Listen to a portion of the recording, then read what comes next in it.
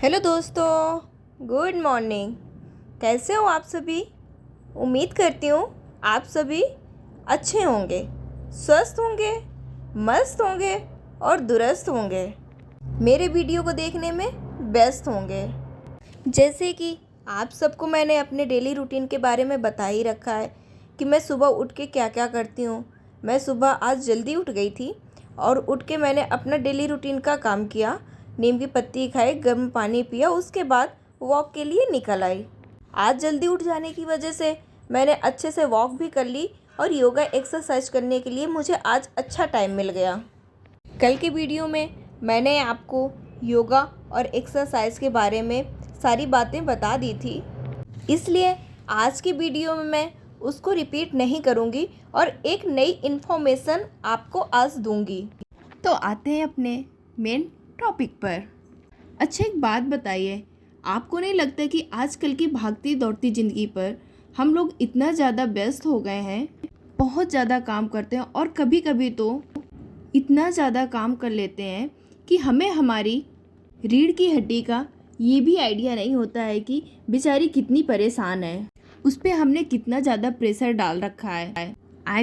इस पर प्रेशर डालना शुरू कर देते हैं और हमें स्लीप डिस्क की प्रॉब्लम होनी शुरू हो जाती है, जो हमें बहुत बाद में पता चलता है। इसलिए आज मैं आप सबको कुछ जानकारी स्लीप डिस्क के बारे में देने जा रही हूँ, जिसके अंतर्गत हम ये जानेंगे कि स्लीप डिस्क क्या है, ये बीमारी हमें कितने प्रकार की होती है, किस रीजन से होती है और इसका क्या उपचार है और इसमें क्या क्या खाना चाहिए और कैसे इससे बचा जा सकता है और ऐसा क्या किया जाना चाहिए जिससे कि इस बीमारी से दूर रहें। तो आइए वीडियो शुरू करते हैं। तो स्लीप डिस्क क्या है, उसको जानने से पहले हम अपनी शरीर की संरचना के बारे में थोड़ा सा जान लेते हैं। मनुष्य का मेरुदंड एक पोली नली है जो 33 अस्थियों यानी हड्डियों से बनी होती है। इसी को रीढ़ की हड्डी कहते हैं। ये हड्डियाँ एक के ऊपर एक रखी होती हैं और मजबूत मांसपेशियों से जकड़ी होती हैं। हर दो कशेरुका के बीच में एक डिस्क या गद्दी का जोड़ होता है जो लचीलापन प्रदान करता है। इसी वजह से स्पाइनल कॉर्ड, मस्तिष्क तथा सारे आंतरिक अवयव चलने फिरने के सिचुएशन में धक्कों के आघातों से, उन सारे एक्सीडेंट से सुरक्षित रखते हैं, जिसे हम स्लिप डिस्क या स्लिप बर्जिंग या स्लिप हर्निएशन भी बोलते हैं। इसके होने के कई सारे कारण होते हैं। आप कभी गिरे हों, फिसले हों या आपको कभी अंदरूनी चोट आई हो जो कमर पे हो, उसकी वजह से भी हमारी स्लिप डिस्क हो सकती है। और हम कैसे पहचाने कि हमें स्लिप डिस्क ही है या हमारी स्लिप हर्निएशन है।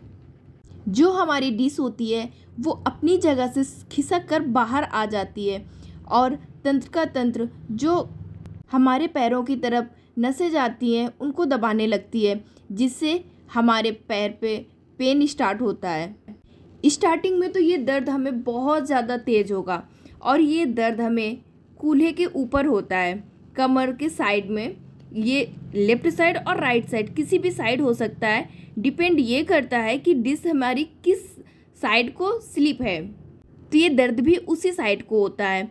ये दर्द स्टार्टिंग में तो बहुत ज़्यादा तीव्र होता है और फिर धीरे धीरे ये काफ़ी टाइम बाद, जैसे कि हम 2 घंटा 3 घंटा खड़े रहते हैं तो ये दर्द हमारा पैर पे आएगा और ये दर्द कभी थाई के पीछे या थाई के ऊपर साइड या हमारा पैर के नीचे साइड, जिसे हम काफ मसल्स बोलते हैं, या ऊपर साइड पंजों, घुटने, यहाँ भी ये दर्द फील होता है। कुछ टाइम के बाद अगर हम एक्सरसाइज योगा करते हैं तो उसमें हमें रिलीफ भी मिलता है, बट ये टाइम के साथ साथ बढ़ने लगता है। जैसे कि आप सभी जानते हो, मैंने आपको बताया था कि मुझे सन 2020 से ये प्रॉब्लम स्टार्ट हुई थी, बट मेरा कभी स्लिप डिस्क की तरफ ध्यान नहीं गया। उस टाइम मुझे लगता था कि ये स्लिप डिस्क इस एज में तो हो ही नहीं सकती है और उस टाइम मुझे स्लिप डिस्क के बारे में इतना नॉलेज भी नहीं था।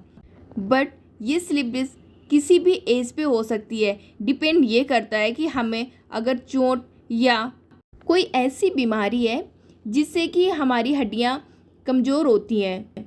जैसे कि आप सभी जानते हो कि मैं अपनी सर्जरी करा के आई हूँ और मेरी सर्जरी सक्सेस नहीं हुई थी, तो मुझे 2 महीने तक एडमिट रहना पड़ा था हॉस्पिटल में ही। उस टाइम पे मैं न्यूरो सर्जरी वार्ड में थी, तो न्यूरो के सारे पेशेंट वहाँ पे थे। मैं 2 महीने रह के मैंने बहुत सारे पेशेंट को आते जाते देखा, जिसमें से काफ़ी कम उम्र की भी लेडीज़ थी जिसको ये प्रॉब्लम थी।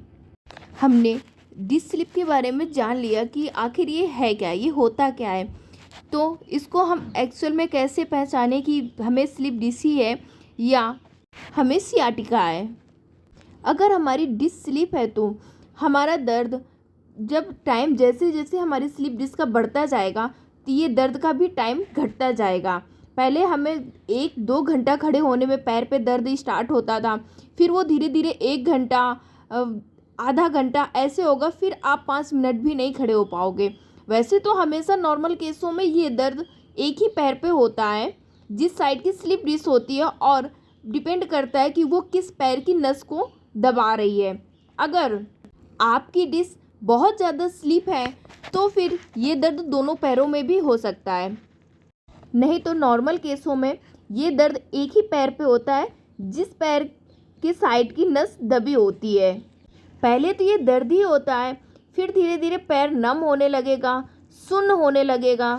जैसे कि मैं आपको बताती हूँ, जब मैं एडमिट हुई थी उसके 1 दिन पहले की रात में मेरा पैर इतना ज़्यादा सुन्न हो गया था कि मुझे फील ही नहीं हो रहा था मेरे पैर भी है या नहीं। मैं अपने हस्बैंड से बोल रही थी मेरे पैर पे काटिए, वो मेरे पैर पे काट रहे थे और मुझे उनका काटना फील ही नहीं हो रहा था। अगर आप इस स्टेज पे आ गए हैं तो प्लीज़ सर्जरी के लिए देर मत कीजिए, सर्जरी करवा लीजिए किसी बेस्ट न्यूरो सर्जन को दिखा के। अगर आपको इतनी ज़्यादा प्रॉब्लम नहीं हो रही है, अभी आपका स्टार्टिंग ही है, आपको दर्द स्टार्ट होना शुरू हुआ है, तो आप एक्सरसाइज योगा करके भी इसको सही कर सकते हो। शायद मेरी एक यही गलती रही होगी, उस टाइम पे मैंने डिस्क स्लिप के बारे में पढ़ा ही नहीं था और ना मैं इसके बारे में जानती थी। और जब मेरी प्रॉब्लम ज़्यादा बढ़ गई तब मैंने डॉक्टर को दिखाया और डॉक्टर ने सेम टाइम में सर्जरी के लिए बोल दिया। मैंने एक डॉक्टर को नहीं दिखाया, मैंने कम से कम 4 से 5 डॉक्टर को दिखाया और सब ने ही सर्जरी के लिए बोला। उसके बाद मैंने सर्जरी का डिसीजन लिया। अगर मुझे यूट्यूब में कोई ऐसा वीडियो मिला होता सर्जरी कराने से पहले कि हम योगा एक्सरसाइज करके ठीक हो सकते, तो मैं उसको ज़रूर फॉलो करती और मैं 1 साल का टाइम लेती। मैं 1 साल तक योगा एक्सरसाइज करके देखती।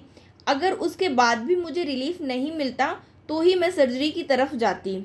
इसलिए आप सबसे मेरी रिक्वेस्ट है कि आपको कम प्रॉब्लम है तो आप पहले 1 साल तक योगा एक्सरसाइज करके देख लीजिए, और अगर उसमें रिलीफ नहीं मिलता तो ही सर्जरी करवाइए। क्योंकि आप मेरे वीडियो में मुझे देख रहे होंगे कि मैं कितना एक्सरसाइज करती हूँ, सुबह शाम दोनों टाइम। तो अगर हमें सर्जरी करवा के भी वही योगा एक्सरसाइज करना पड़ रहा है, तो हम क्यों ना पहले एक्सरसाइज करके देख लें, पहले 1 साल का टाइम लेके देख लें। आज की वीडियो में बस इतना ही। अगली इन्फॉर्मेशन मैं आपको कल के वीडियो में दूंगी। उम्मीद करती हूँ कि आपको मेरा वीडियो अच्छा लगा होगा और आप मेरे वीडियो को ज़रूर देखते होंगे और मेरे चैनल को फॉलो कर रहे होंगे। मिलते हैं कल आगे की वीडियो की जानकारी लेकर। उम्मीद है कि आपको मेरा वीडियो अच्छा लगा होगा, मेरी जानकारी आपको पसंद आई होगी। कमेंट्स कीजिए और अपने फैमिली, फ्रेंड सबके साथ शेयर कीजिए। बेल आइकन को दबा लीजिए जिससे कि मेरे नए वीडियो आते ही आप सबको नोटिफिकेशन मिल जाए। Thank you.